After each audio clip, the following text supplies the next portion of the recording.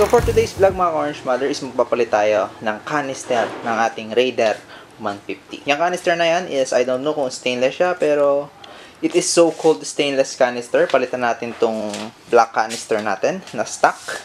2019 model kasi to, kaya black canister na yung naka-install sa kanya. At nga pala, itong canister na ikakabit natin na to is yan. Siya nakita, pero wala siyang catalytic, no? CAT, wala siyang catalytic converter. At wala rin siyang tip. So, bumili tayo ng yayamanin tip sa Shopee, Lazada. Siyempre, yayamanin bolts. At kung ano-ano. Ito, mga tools natin gagamitin for today. So, yan. So, samahan nyo ako guys. I-install natin ito ngayong araw na ito. Papakita ko rin sa inyo kung ano yung difference ng walang catalytic. Ano yung difference ng stainless canister sa black canister. At ano yung difference ng walang catalytic sa merong catalytic. Nakita ko sa mga video guys is mas malutong to.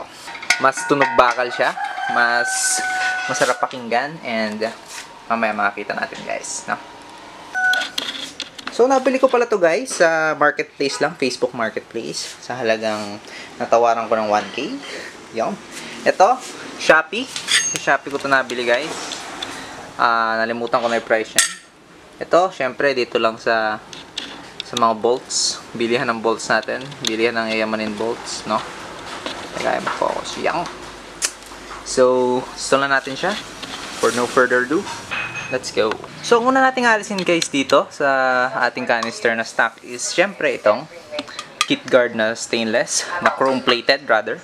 And after that, itong mga bolts na to, na Allen, na stainless din. Pinalitan ko kasi to instead na yung stock, pinalitan ko siya ng stainless kasi alam ko napuputol yung mga ganon, no?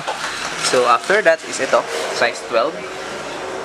Yan, size 12 yan, magkabila. And yan.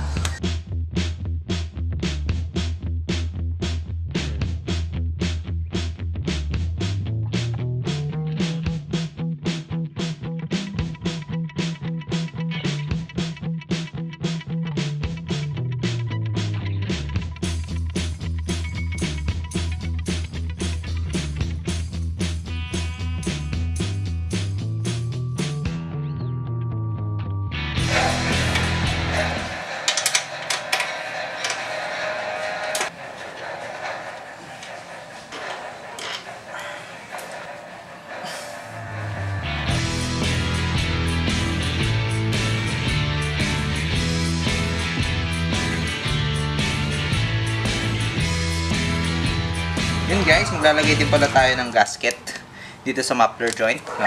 Nabili ko to, Suzuki din. So kakabit lang natin siya dito kasi nung nabili ko to wala tong gasket, no? Sayang, plastic.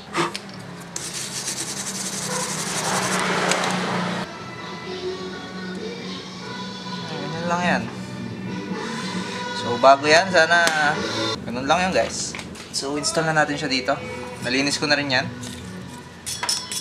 At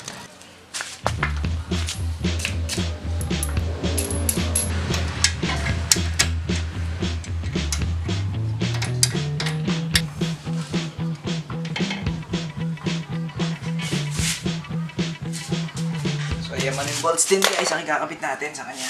Kahit sa likuran lang, matibay talaga.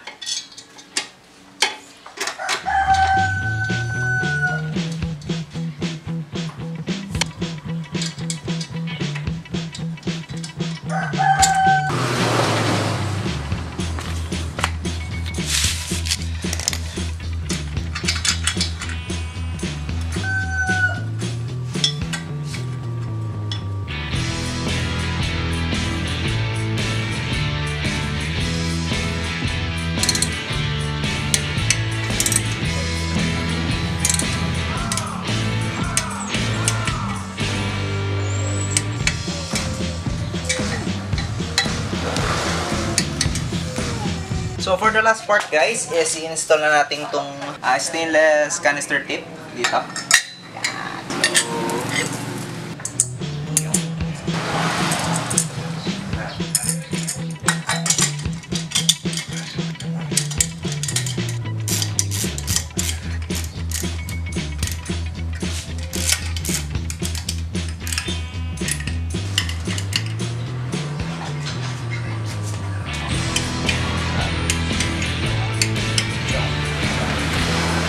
Yun, so naikabit na natin guys ang ating stainless canister.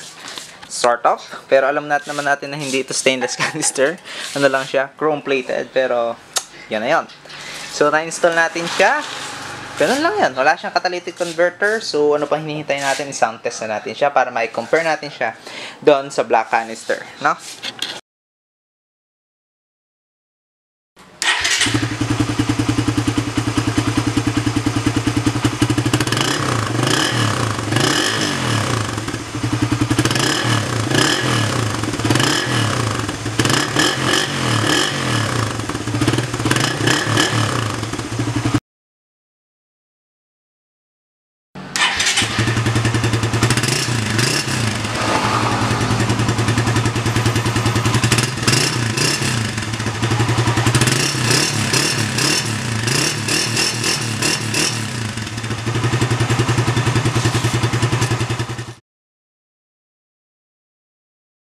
So, ayun na guys, no? Kitang-kita naman yung difference. Sana nakita dun sa video. Sana na ano yung audio, no? Sana marinig nyo na maayos. Na mas malutong talaga to. Stainless canister tapos walang catalytic converter, no?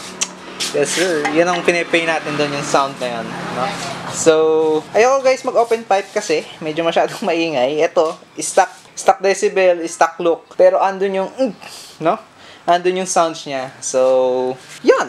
So, guys, highly recommended ano kayo. Kaya na medyo pricey siya. No?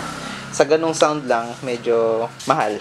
No? Mahal ang gagastusin. Especially dyan, mga nag-tip. Nagyaman yung bolts ako. Sa mismong canister. Yung gasket. No? Pero, yung sound na ibinibigay niya is talagang worth the price. No? Worth the price siya. So, paano mga ka-Orange Matter? Hanggang dito na lang ulit. Hanggang sa susunod na film, susunod na vlog. Marami pa tayong mga nakalinyang vlog. No, andyan pa yung side mirror, andyan pa yung magpapalit tayo nito. Marami pa actually. Tapos, ang pinakabangan natin guys is ipapa-powder coat ko tong crankcase natin. Crankcase cover, kabilat right and left, magneto side at saka clutch side. At syempre itong head cover natin. Yan ang medyo, for the meantime, enjoyin muna natin sound ng ating Master Raider. Ang malutong na sound, tunog bakal, no? Tulog lata. Yon. So, Orange Matter out. Bye.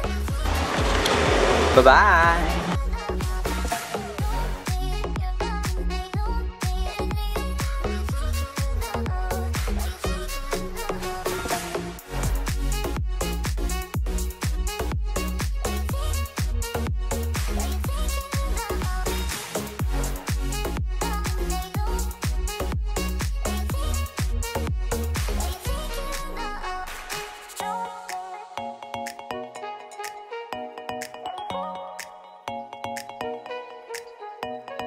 Don't